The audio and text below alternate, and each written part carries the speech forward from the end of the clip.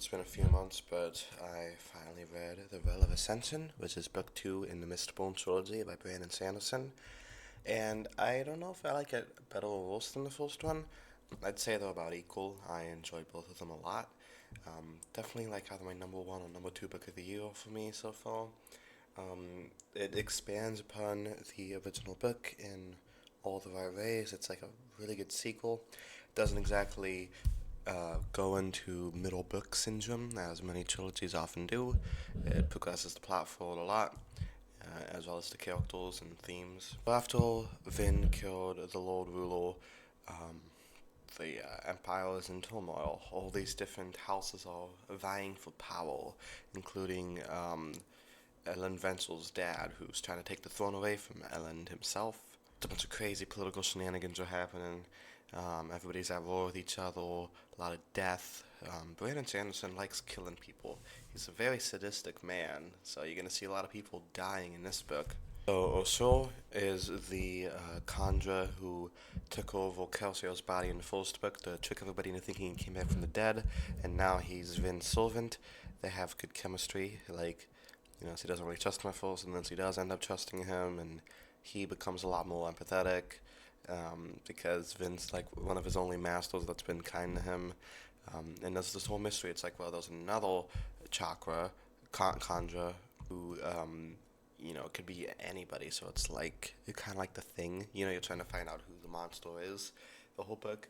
And pretty good twist. I didn't see it coming. Turns out also was the conjurer pretending to be the real also. I think it's really confusing, but it was a good twist. But he also feels bad for lying to Vin the whole time because they developed this sort of friendship. So that was a very interesting subplot. I liked it a lot. Probably my favorite part of the book, honestly. She also has this rivalry with Zane, who is Ellen's half brother, who is kind of crazy, but you kind of understand why he's crazy because his dad is evil and stuff.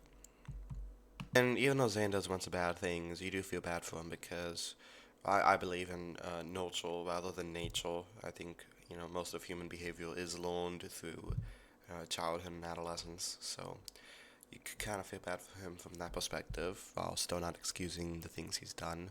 There's also a new character called Tindril, who is named people as Sazed. Sazed's probably my favorite character.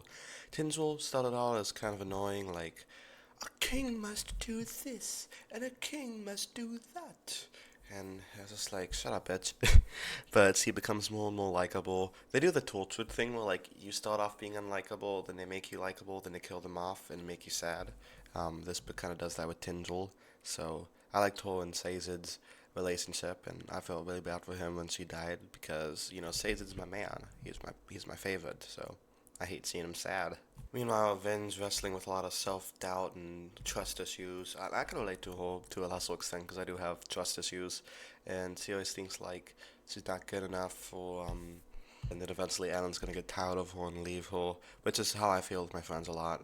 But therapy has helped me a little bit with that. I still feel it sometimes, but it's nice to have a character in epic fantasy series I could relate to because it makes it a lot more personal than just like Lizard, the wizard, stop the demon. Like it makes it a lot more personalized to me, and I think the way Brandon Sanderson develops whole trust issues is very realistic, well, at least to me, at least.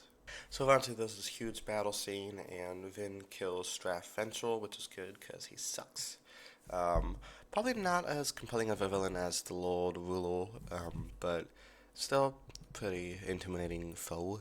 And I did like him over the Lord Ruler for the reason that he is Alan's father, so there's a little bit more of a personal connection there with the villain. Alan's back in power after he let himself be voted out, but there's still a lot of turmoil. It's obviously book 3. Also, Alan's attacked, but he gets better, and turns out he is now a MIstborn as well. So you're like, wow. How's that gonna shake things up in the final book? I think Vin would feel useless then because now that Ellen is a MIstborn, she feels like she doesn't need to protect him anymore. and to lose whole sense of self, lose whole sense of lose whole sense of self. Jeez, that's hard to say, isn't it? My sense of self trying to say that, and feel like he doesn't want or need her anymore. That's my prediction at least. So between realizing that the prophecy is a lie and Tinswood died and all this other traumatic stuff, Caesar has lost his faith in religion, which is kind of sad because that's kind of what his whole ideology was based around. So I'm really interested in seeing how he recovers from that. I hope he has a happy ending because, like I said, he's my favorite. He's so kind and yet like strong, but also I don't know. He's a very strong character in my opinion. I also like Van and Ellen, and rest in peace to my man Calcio. But yeah, book two probably just as good as book one. I'd say they're pretty equal. Um, so yeah, definitely either number one or number two on my list this year for best books. And let me know down in the comments what you thought of The Well of Ascension. Please do not spoil The Hero of Ages or any other MIstborn book, because obviously I have not read them yet, and if you do spoil it for me, I will be very, very sad. I'll try to get my review out next month, sometime in January, but knowing me, it'll probably take a little bit longer than I think it will. So keep an eye out, and until next time, peace.